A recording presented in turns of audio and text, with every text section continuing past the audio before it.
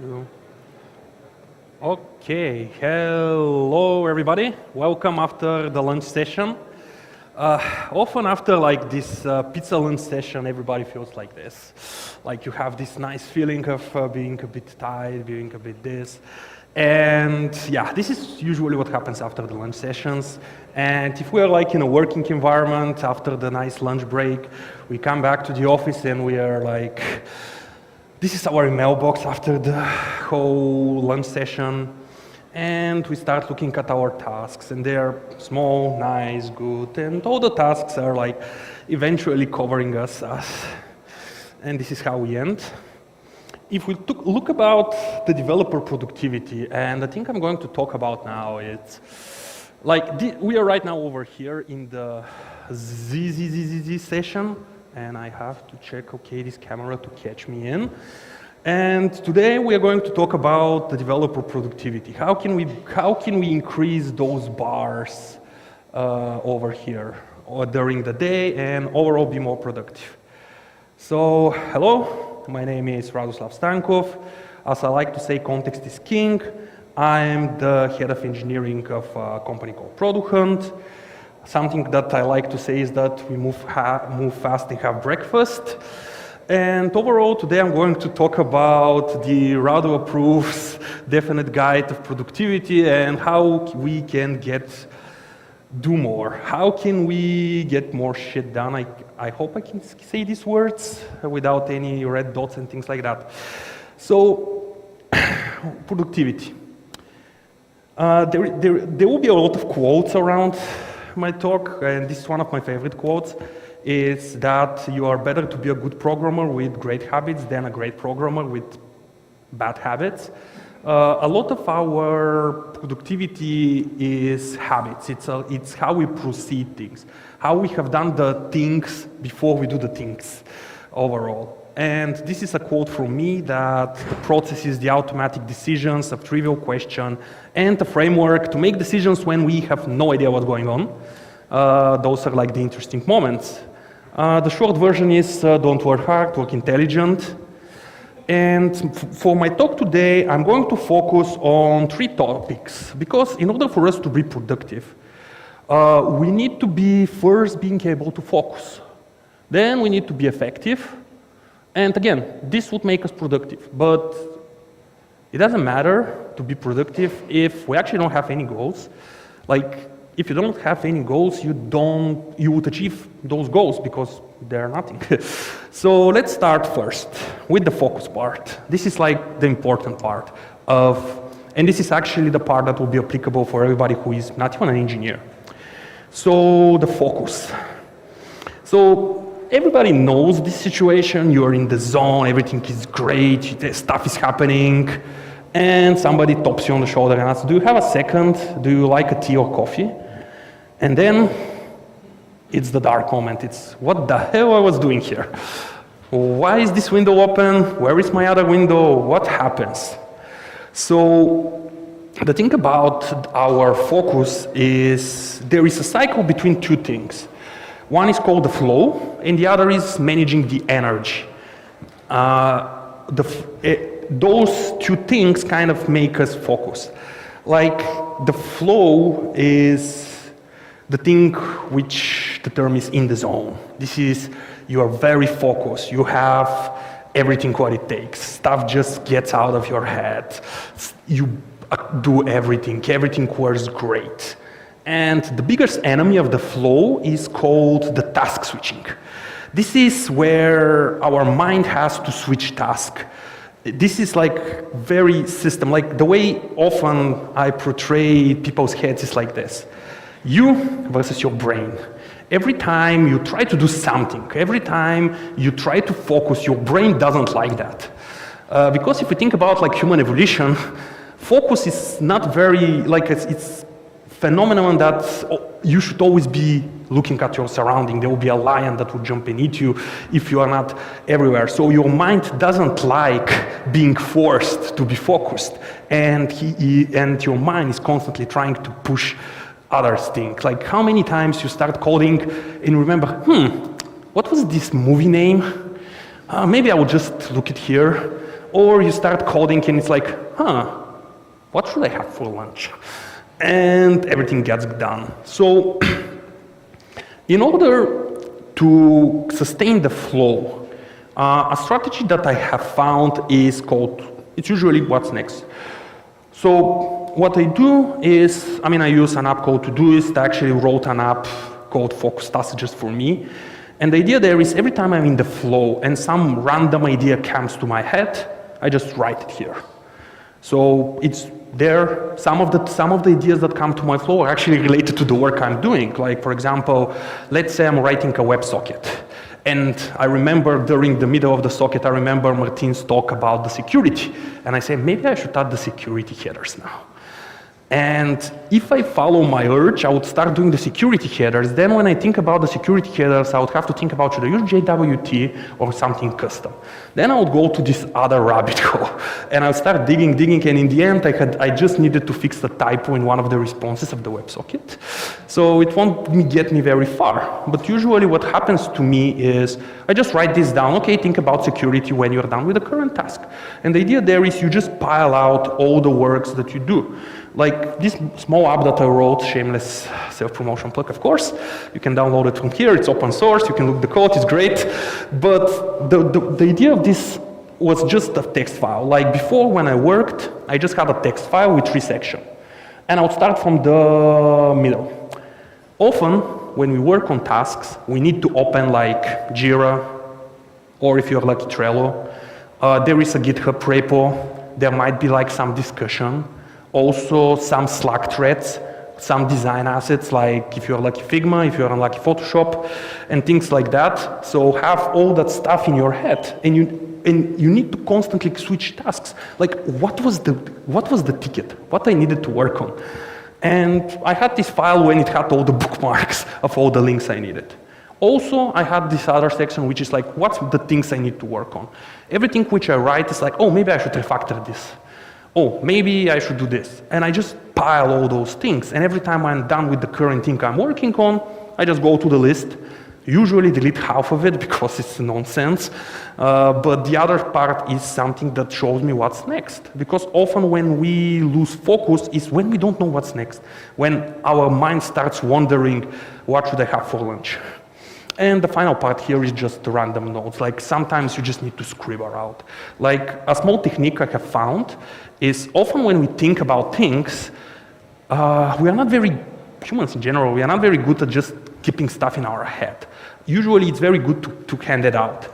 Like often I just write like, okay, this is how I imagine this code, and I write like a pseudocode and I think, okay, that's a brilliant idea or a stupid idea. Usually it's in the middle. Or I want to argue with somebody about something. I first write my message here and I start reading my thoughts and like, those are not very good arguments. Maybe I should reformat them. So yeah. Another thing to have your focus is just to eliminate distractions, like blocking websites. For example, right now I'm giving this talk and I put my phone in focus mode, so all weird notifications I'm getting doesn't get to me, and I can be fully focused and immersed in giving you this talk. Like before, this was called do not disturb mode. So the idea there is when you work, you just put the silencer on. Like like I know macOS, iPhones have this, most probably Android have it as well, Windows have it as well. Just turn off all the stuff when you just work on this, because don't give a chance to your brain to make you like run somewhere. The second part is also very important, and it's about energy. And there is a term which is called cognitive load. This is like, if you think about our heads, they're like computers, like they have memory, and our memory is getting drained. And this thing is called ego depletion. Like every time we make a decision, which we put any thoughts in, like a system to decision, this takes an energy, like becomes like this. You start the day, you have this full head, then start working, you have a couple of meetings, of course, meeting drain this a bit, actually drain this a bit more. You start to get in this mode where you're like, hopefully nobody on my talk is in this phase or something like that, or you get in the other phase where you feel like, okay, I'm overwhelmed, I have no idea what's happening. And if you think about my definition of a process, there is this keyword, automatic decisions. Like you should, in order to manage your energy, you should reduce the number of decisions you need to make every day, especially the days that you are making like big decisions. Like for example, if I know, okay, those 2 days I have really complicated problems to solve, like things that are big, and I know this in advance. Often you know this. I honestly don't pick what to eat. I pick what to eat for the whole week just to know it, so I don't spend extra time. I don't spend extra time to pick up my clothes, for example. I say, okay, this week this is my clothes because I need to be in the zone. I need enough CPU energy to be there. And the way to handle this is, there is a couple of tools for that, like routines. Like if you have a routine, this is automatic decisions. You don't think about them. They become a second nature, zero energy. Have reminders. Like I'm a very big user of a reminder. Every time I need to do something at a certain time, I just have a reminder that reminds me I don't think about it. Honestly, I have no idea what to do in the next 2 hours. I have to check because I don't care. It's over there. Checklists is another useful thing that you need to do. Like for example, this is something we do at work. Every pull request have like a checkbox list of things that the engineer has to do before submitting the PR for final review. Most people check this, I hope. But it puts you in the mode, like just reading the list says, oh, did you do a self-review of the pull request? Huh, I didn't. Maybe I should do that.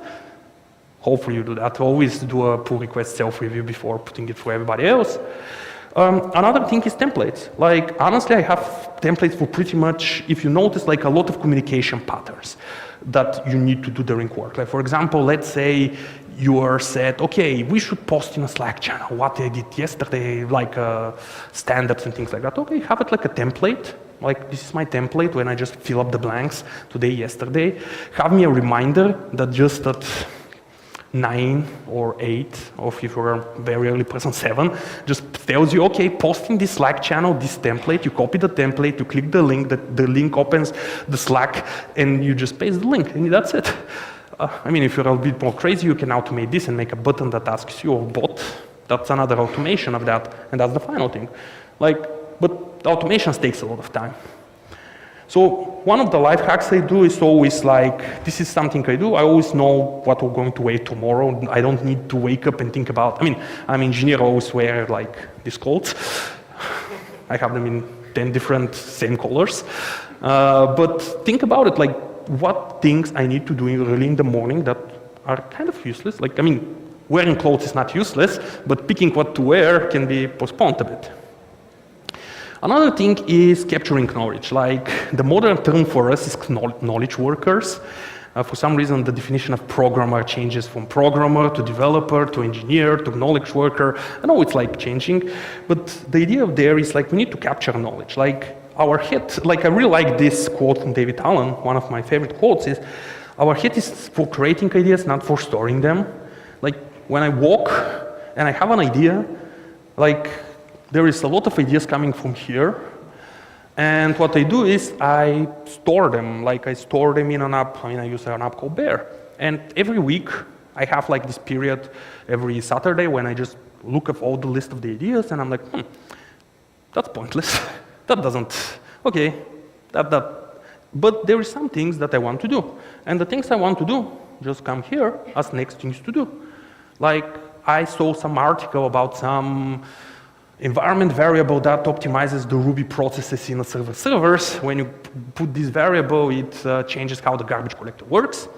Wonderful idea, put it in the work, and we're going to deploy it in 2 weeks. That's it. I don't need to push like a whole week just walking, should I do this, should I not do this? I don't care. So as I mentioned, like this is like my personal knowledge base, or at least before the last reorganization of it. I had this folder of templates. I have this folder of like random thoughts when I walk, and I'm like, I have this idea. No, I don't have the other idea. I also have this useful thing called how-tos, because often when we do stuff, how often you have done stuff and then forgot how you did it, and oh, I kind of remember this. So I just have a folder with like, for example, I work with GraphQL, and often I need to debug stuff, and I need to figure out what the hell was the retrospection query, and this is the introspection query. Also, I work a lot with Postgres, and damn, but I always forget the syntax for JSON BigQuery of the columns. It's something that I just have it. I always know it's here. I have a shortcut that just searches those, and I'm like, okay, this is how I do JSON B searches. And yeah, there is like, okay, it's this very obvious syntaxes with these weird symbols. So another thing that I do, and I haven't done this in a while because right now I don't work on big features. I make other people work on big features. So I have this process of splitting the work into smaller chunks. Like flow is great, but we need to split our work. And when we split our work, we often lose the connections between the parts. We lose the progress. So I had this technique of work, of presenting a flow of the feature I need to do. So this is a feature that I worked on a while ago, where this is the flow. This was an invitation system for claiming companies. Like there was like this invite window where an admin user can invite people via different methods. Those people go to an invite page and they can accept, be part of this organization or not. And this whole flow, so this is the flow I wrote just to figure out like what the hell I need to do with this feature. And this was the flow that I communicated with the product. The product just gave me, okay, this is the flow, this is the flow. I saw this flow. This flow actually gives me how to split this into tasks. Like for example, I first start with the invitation model. I just create the model. I open the PR with just a model. Then I implement one of the flows, invite an existing user because it's easy, because the user is already there. Then I completed the invite page because this connects me the whole flow. And then I handle, okay, I'm always going to accept this. And I implemented this, and the way I handle this is in all my pull requests, I give a screenshot of this chart, and I mark with green the flow that is done, that is part of this PR, is in yellow.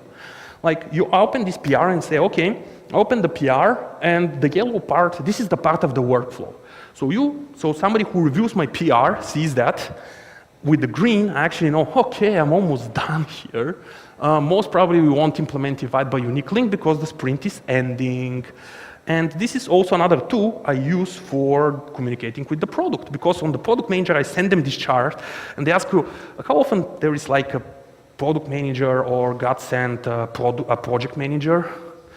So they come to you and they're like, what's the progress on this task? And you're like, so I'm almost done, but I need to implement this, and this, also this with this, we still haven't done the security check. And they're like, okay, so you're late. Good job. But if I send them this, they actually know, okay, what's the flow. Also, this can be given to the QA. So the other thing with being productive and effective is do something once and just distribute it. Like a chart like this, you just give it. I wrote a blog post about how I, again, plan the features, how I implement this with feature flags and things like that. So this part of the talk was exactly about the focus, like what makes us, okay, being focused, being in the moment. The next part is being effective.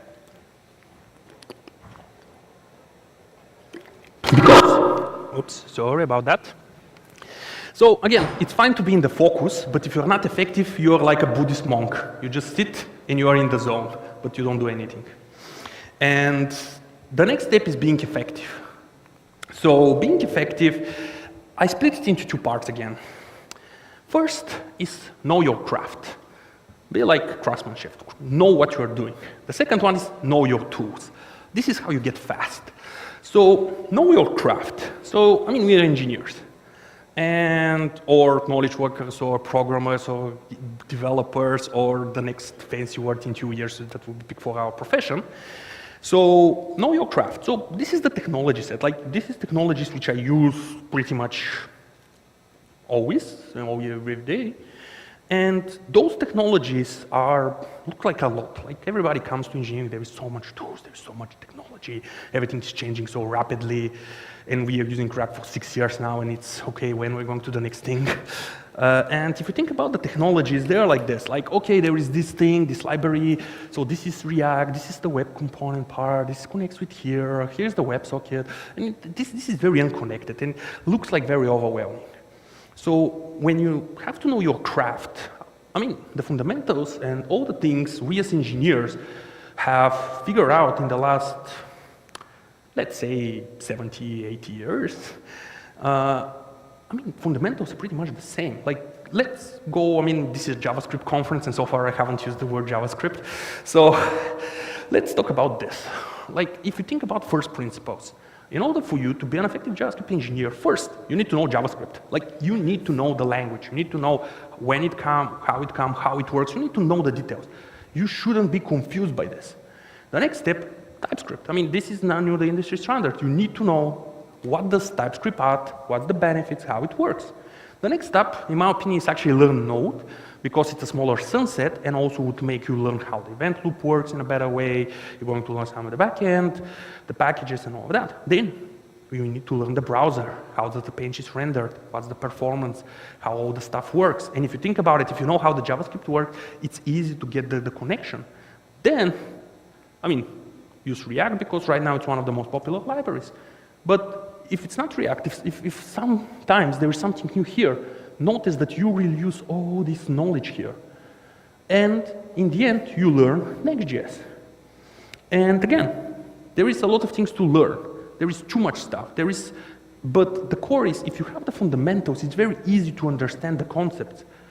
And for me, again, the best way to learn JavaScript, and this is something that it's very old, it's like 2005 or 2006. This is still the best lecture of JavaScript. And it's like a 5-hour video series, quote on JavaScript. The first 2 hours, the guy actually explains why we use, in HTML, why do we use those brackets and don't use something else? Why this symbol was chosen, how we use this, why HTML is called hypertext, where all this came from. And there is so much useful fundamental advice of the things that are being used.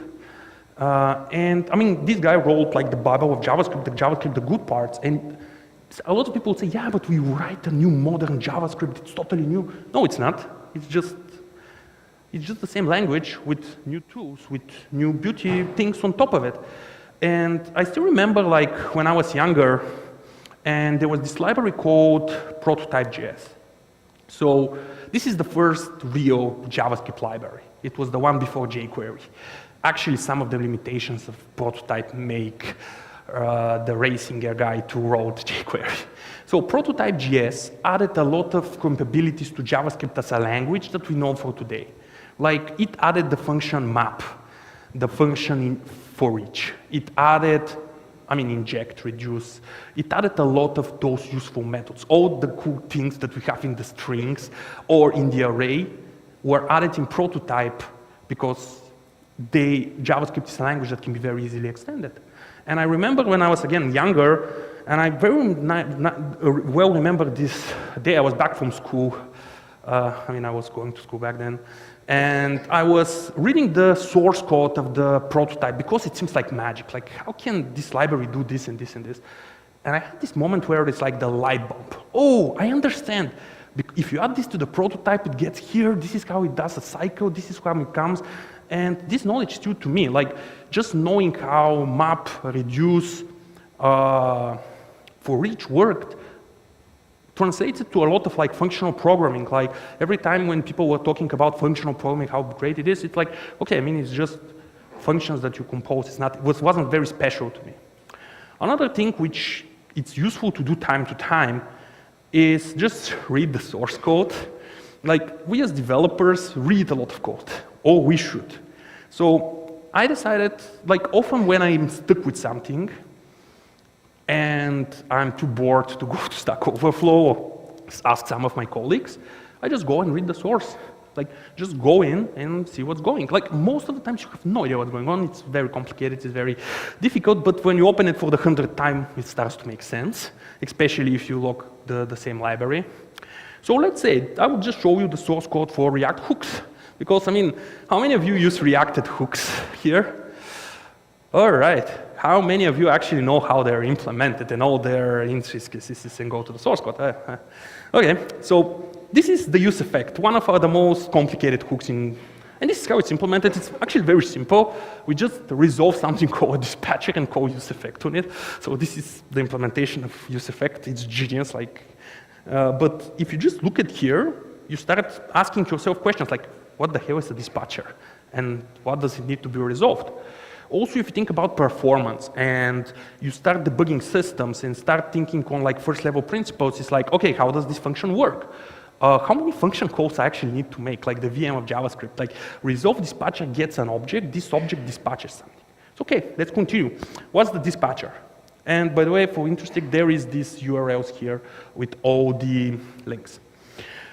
So the next part, this is the dispatchers. It turns out React doesn't have one dispatcher. It has like dispatcher, which is an interface, which is the same implementation in different states.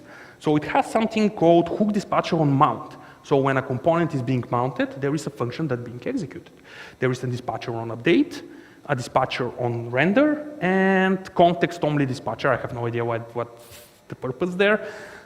But if you look at this and you start thinking, and I like to think most of the time, that means that if I have to, that when we mount stuff in React, it's very different. So the rules of the system are different than when we update and render. That's a useful knowledge. I don't know if I'm going to use it. And again, the funny thing is if you notice this file name, okay, because we have the video here, so it's not very visible, but the file name here is reactfiberhooks.new.js. That's how they named this file. And they have .alt.js there. And like some day they would have like React hook dispatch 2, 3, 4, 5. But yeah, the joke was nice when I was not here to stop it. So let's continue our journey here. So if you look at our journey, this is the update ref hook. That is the function that's actually going to be called by the dispatcher. And again, very obvious what's happening here. We're getting update work in progress hook. What the hell is that? No idea. But we get the memorized state there for this use ref. And this is the implementation of this hook. And I won't go through it. It's like, it's a bit more. It's a bit more like, it's a very long file. But if you read through it and you start thinking about it, okay, so every time I do a hook, oh, this JavaScript gets executed. This actually made me think that I shouldn't write so many hooks. But the idea here is you start analyzing this. Like another example for this is recently Next.js did a very major update on their library, and they have this new image component, and everybody's, we should use the image component, and I'm like, why? And they're like, they told us to. And I'm like, every time somebody told me that, I'm like, let's open the source and let's read the code. And it's like almost 1,000 lines of JavaScript code. And I'm like, okay, if in most uses in my application, how many of those lines are actually going to do something useful? And it's like 8 lines most of the time. Like, we didn't use the resizing, we have the other thing, and it's like, okay, then we don't use it. But it's there. And like, okay, if you have a good reason to use it. But you have to have a good reason. Like, you need to say, okay, there is this unique feature that is very hard to implement by us. And so far it isn't. It's like 8 lines of code. We just load the images, the image RSS, and things like that. So this is, again, the fundamentals. Like, we as JavaScript engineers, or engineers in general, we need to just think about, okay, we know the code. Like, this is the thing. We have to understand how the language works. Like, why, for example, this dispatcher can be a different object. How does the reference work? Like, how those pieces of the system work? The rest of it is just like boilerplate. Like, is it React? Is it Angular? Is it Next? Is it like after Next or Next new.4 or something like that? Doesn't matter. The next step, and this is something which it was very popular maybe like 10 years ago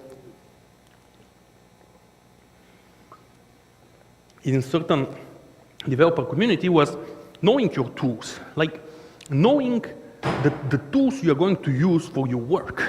Because as I mentioned, if we come back to my previous, I was talking about before the tools? Let me think about, oh yeah, I was talking about the flow and the focus and the making the management of the energy. So if our tools we are fighting with them, if we need to do stuff a lot of times, this takes us energy, and we need to manage that precious resource called energy. So if you think about as engineers, what are the common things we do every day? Hopefully you run tests. Like this should be very important, please do it. But you run tests. The second thing is you search in the code base. Like how often you are like, okay, where is this thing? How can I open this? What's this function? Where is this? You search in the code base. Then is jumping across files. Like, oh, I need to see what's the implementation of this thing. I need to see what's this. I need to see what this. How often like you're using stuff without knowing what's happening. The next thing, refactoring. Like most of the stuff, the times the code is written down for you. Or if you're working on a feature, at least that's what I do, I did like 5, 6 refactorings just in a single run on the feature. And your refactoring should be really fast. Like how fast you extract a new variable, how much you actually split the function into 2.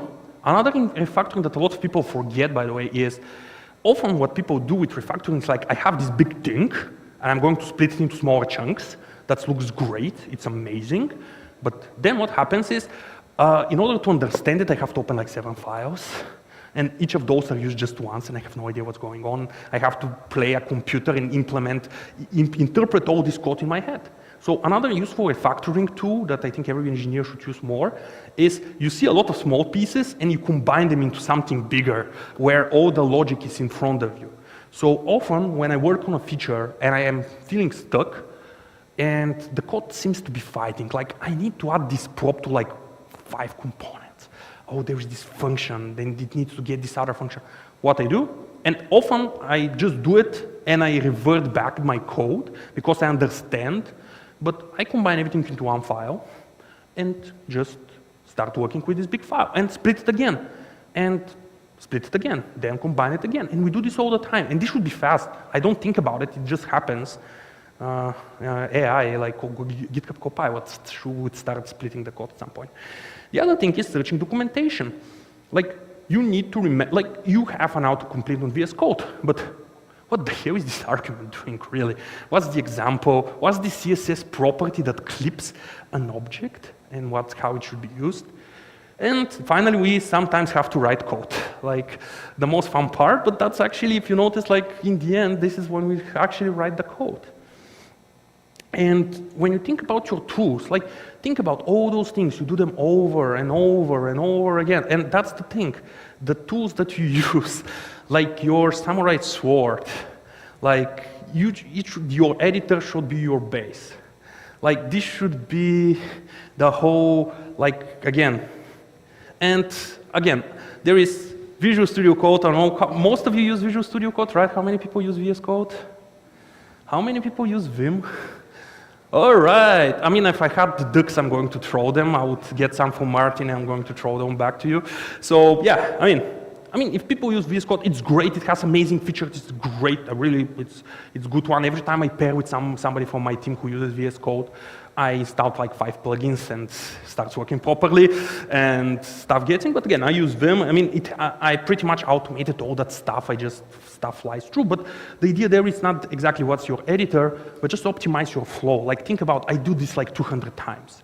Also, there is this very interesting thing when people start to think. Usually when people start to think, ideas start to arise. Like often when I start to think, okay, why I'm doing this for the 80th time, I actually start getting like very good insights into what I do. This is the moment when you start leveling up. Another thing is I use those 2 tools. One is called Alfred. It's like a command line searcher for the Mac, and an app called Dash.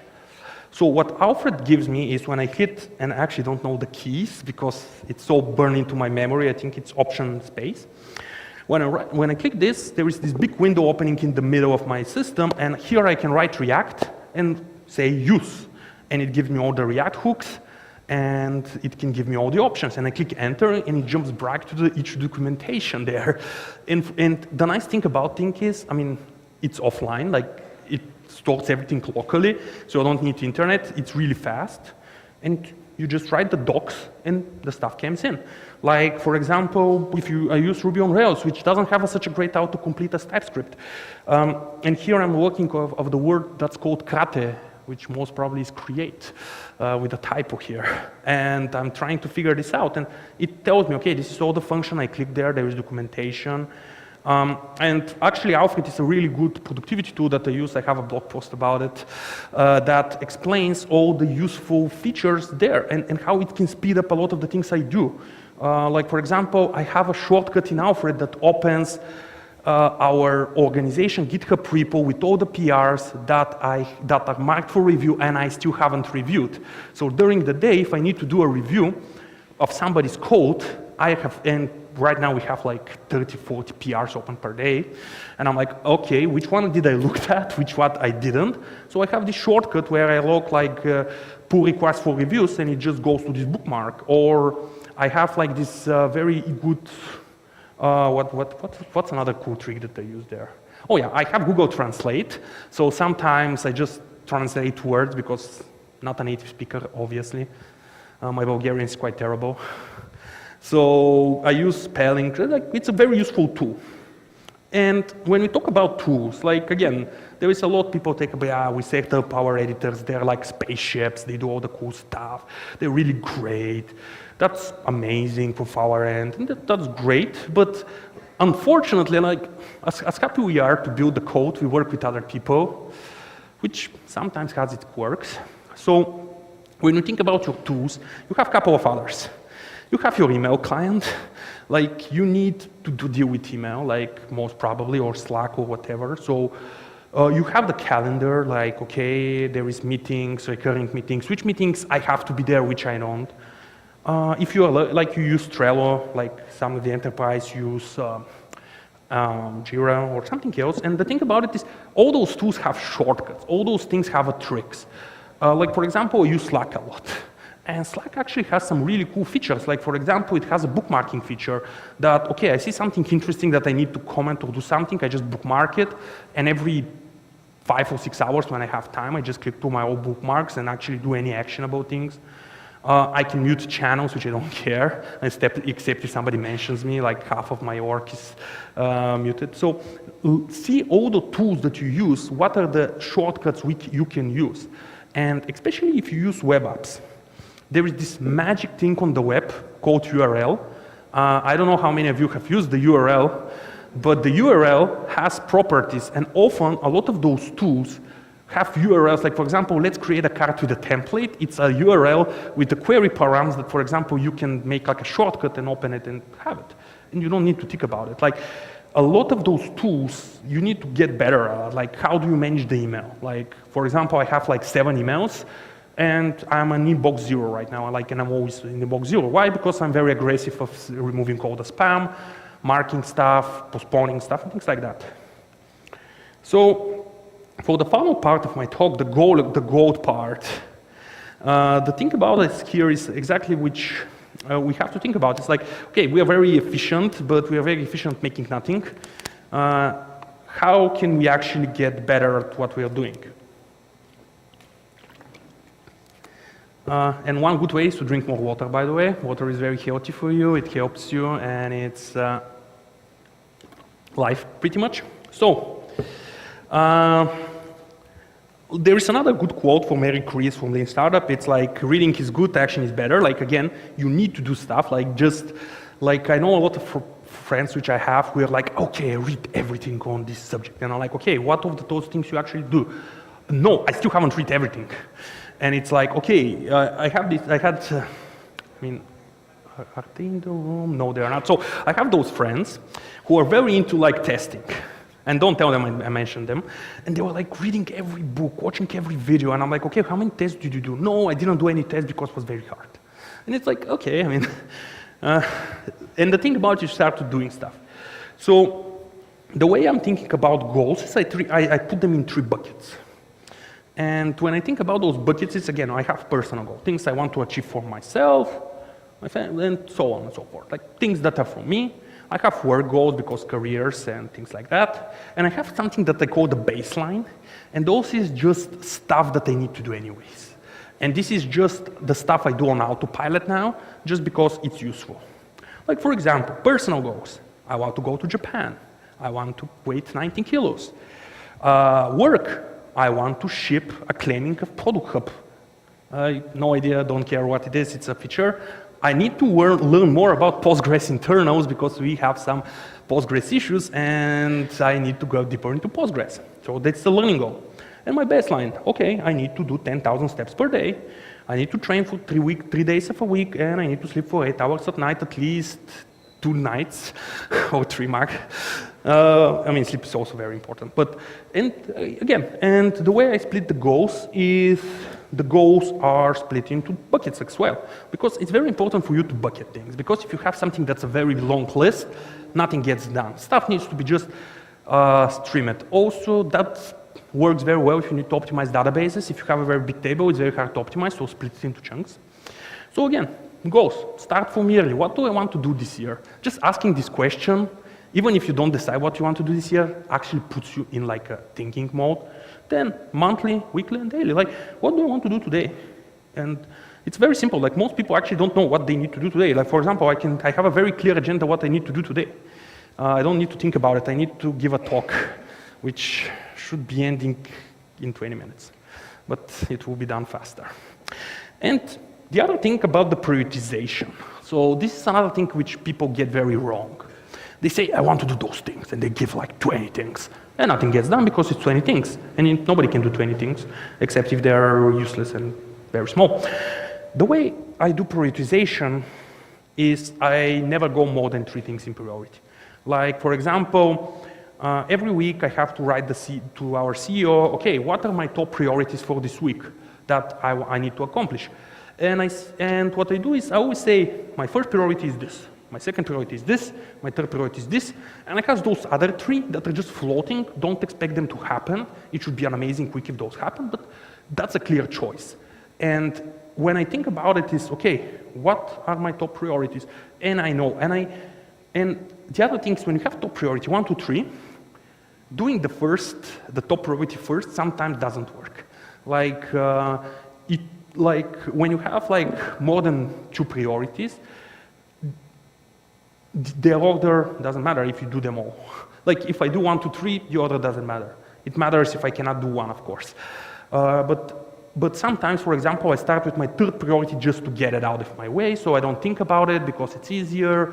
Or sometimes I start from the second one. Sometimes I start from the first because it's the bigger one. And this is like the goal. And all those things are very complicated. And again, those things sound like, oh man, that's so much work. I don't want to work. I want to have vacations a lot of time. And the cool thing about it is, if you need to do just one thing, if this is like the thing that you take from this talk, except learn JavaScript and use Vim, another thing that you need to take from this talk is the goal review. Like, this is something that takes you like half an hour. Like, just sit one Sunday or Saturday and just see, okay, what did I did this week? Where did my life go? What's my life? I mean, don't ask your life purpose. This might get you into like a weird tangents and other crazy stuff. Don't ignore that. But just for 1 hour, like just spend half an hour and think about, okay, what did I do? What happened this week? Where did my time go? And this is, again, I just started with the weekly review. So I'm like, okay, I do it a bit more because my process is a lot more refined, just because I do it a lot of the time. So every time I ask, okay, what is the status of my goal? Did I accomplish the things I wanted to accomplish? What went well? Like, if you notice, this comes from a lot of like retros. If people have made you done retros where you said everything that's gone wrong and then you don't follow up on that and just gets into like a Notion doc somewhere and nobody reads it. If you go to something like that, I mean, doesn't help, but just asking those questions for yourself and being very honest, because it's you against the paper if you write it on paper, a display if you want it on display, your head if you do it in your head, but please don't do it in your head because your head lights. But just think about it, and just asking yourself this starts turning the wheels, and when the wheels start turning, Nothing more profound here. So some learning materials. There is a couple of nice books that I really liked, and they're really good. So the first one, and this is, I think, this book, even if you don't want to get more productive, is The Pragmatic Programmer. Like, it's, I think, the book that every engineer should get. Like, when I hire an engineer, this is the book I give them. This is the book I give those engineers. The Pragmatic Programmer. This is like really the best book for everybody doing engineering work. It makes you be more pragmatic. It actually teaches you a lot about software architecture, about how to structure your code, how to communicate. Like it, I think it's the Bible. Soft Skills is also a very interesting book for engineers, because as much as we like to code, we need to talk with some devices which are outside of the computer, like code people. and managers and clients and God knows how. And soft skills is very useful. It puts some stuff. Those other two, the getting things done, the checklist manifesto, the peak performance, like those books, okay, it's nice to be read. They're not very, they can be actionable if you want to become a robot, but they give you a nice perspective, like getting things done. Like I know a lot of people who are very productive, who do a lot of productivities. Everybody have read getting things done. Everybody says, I don't use this methodology. And when you start talking with them, you see that their personal process have a lot of the core of the concept, because there is a lot of useful ideas. They do a review. They say, okay, I have an idea, just put it in a bucket and I will review it sometime later. And they do a lot of those things. Checklist Manifesto is actually about doctors for some reason. The idea of this book, the Checklist Manifesto, is a very interesting way of addressing quality. It's addressing quality in the terms of and honestly, we as engineers have this naturally. We have this thing called continuous integration, where we actually have a checklist. Does our code pass the linter? Does our code passes all the tests? Does it compile, which should be the first step actually? Then do our code deploy? And we have all of these things. And we use this a lot in our code. We have a lot of automated checks. We make sure our code works, but we don't do this for ourselves. Like, okay, what's everything I need to do when I open a PR? And I always do pretty much the same. For example, I have a checklist in my head, which I most probably should get out of there. Every time I review a pull request, I have a process. I always start reading the pull request from the bottom with the tests, which usually in the bottom of the page, and just start reading those and jump very crazy on the file, and then use the GitHub I saw this file checkbox as a checklist that I checked all the files. And peak performance, I have no idea what this book was about. Maybe about peak performance of some people. I don't know why I put this here. I'm joking, it's a very good book. It explains that it's very important that you shape your environment and things like that. So, a very good recap. And this is something I read on the internet. I have no idea. If somebody knows who said that, please tell me so I can change it in the slide and I don't look that. So, every productivity system eventually stops working. And there is nothing we can do about it. And actually, if I need to change this, I would say every system, like we work on systems, we build systems, and those systems break all the time because they evolve, they change. The only system that I ever worked on that haven't broken is the one that I just wrote yesterday, or the ones that already don't run because the business failed. Yeah, there are some of those. And yeah, it's fine. I mean, stuff changes and we should be fine with all the change. And again, the thing about it is we need to think about, like just the process of thinking about it makes our head start to spin, make all this decision. If we just improve like one step today, one step tomorrow, and things like that, things get better. If we drink enough water, also things get better.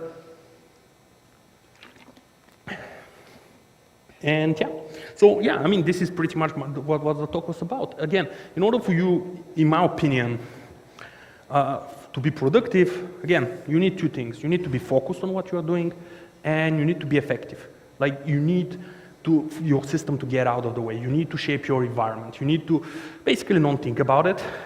Like, again, when I work on Vim, a lot of people are like, what happened here on the screen? I'm like, I have no idea, because I totally don't know what the shortcuts I'm using, because they're so burned into my brain that I have no idea what they are.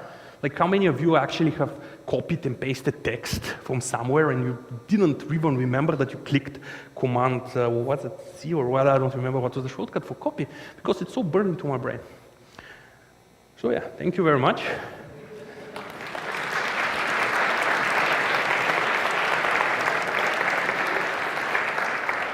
And there was a lot of links, so all the links couldn't be found here.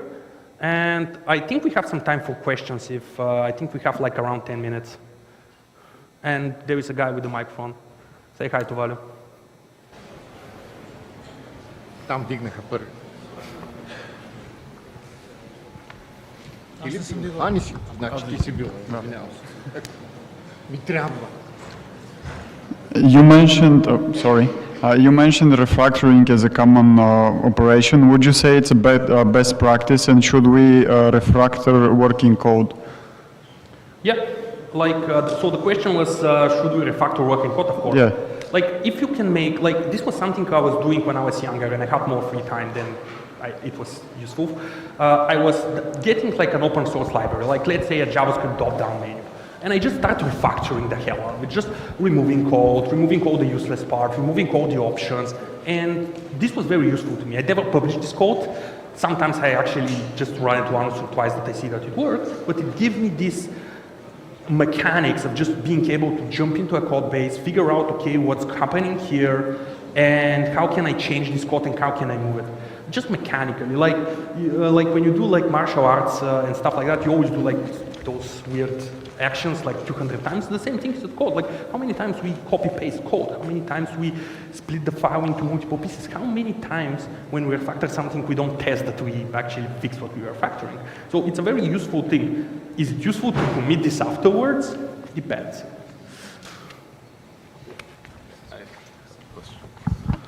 I have a question regarding the chart you showed with where you have a feature that you're working on and you describe the steps it needs to go through. Yep, 3 seconds, it was this one. Yeah. How often are you actually implementing this kind of stuff in your work? And is it part of the workflow? Because I've tried to do stuff like that, and the time it will take me to like implement this chart, I will be done with half of the work, and it will be maybe useless. So I do this very often. How often do I actually share it with people? That's another subject. Often I do it just for me, just so I can understand the feature. Because how often you just open a piece of paper and you start writing. And the other thing is, it's also about the tools. Like for example, I use Whimsical and Exceeddraw to draw things. And because I do this very often, I'm very fast with it. Like I use shortcuts and I like just building this takes me like 5 minutes max. And a lot of this is like just figuring out the logic and making all the angles be right so it has like symmetry. Often like the thing about it is if you say, okay, you try to do it, but it takes you a lot of time, the next time you do it, it will take less time, that less and less and less. It's the same thing as code review. Every time we do code review, the first time it's very hard, it takes a lot of time, but after you do it like, if you review 40 PRs per day, you do it for like 2 minutes.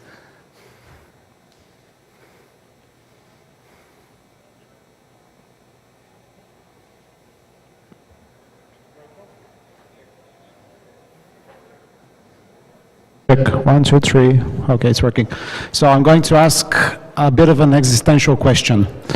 If I put myself in the shoes of someone who does not have an explicit productivity system, and I watch your talk for the first time, I think I will feel quite overwhelmed, perhaps a bit paralyzed, because I must say to myself, I'm doing nothing with my life, I'm doing everything wrong. So my question to you would be, how would you approach and perhaps pitch this to someone who's going to be completely overwhelmed by, oh wow, all the things that you're using?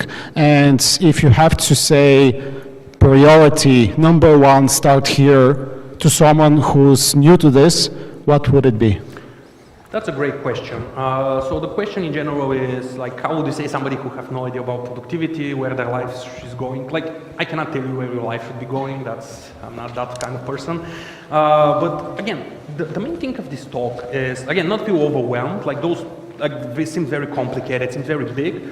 The idea here is, there is 2 things you can take from this. The first thing is just thinking about that stuff. Like just the process of thinking and asking yourself, what do I do at work? What's my goals? Like just asking the questions starts turning your wheels. I really should have a GIF with the turning wheels on these slides. Now I remember this. And the second thing is the weekly review over here. So this is the second thing. Like just make it so. Like put something in your calendar every Saturday or Sunday for like half an hour. Just sit down and write down, okay, what did I did this week? And what do I want to do next week? Just those 2 questions. Just start with this and start seeing the progress. Like stuff. I mean, Rome was not built for 1 day. It was built for how many days? I think 220 something. totally made up number, but the idea there is, the goal here is that every system breaks. Like if I give this talk in a year or 2 years or 5 years, it will be very different. I could give on this talk a version of it at least the third time. Every time change my process, and every time it's, some parts become a lot more complicated, sometimes become a lot more simpler. The more simpler part are the ones that are state, the more complicated part break. Like complex things break. But think about it, it's just two things. First, start thinking about this stuff and use the weekly review. Apart from that, the rest of it, oh, the third thing is just write things down. Like don't keep stuff in your head. That's the third thing that you need to remember. Okay, any other questions? All right.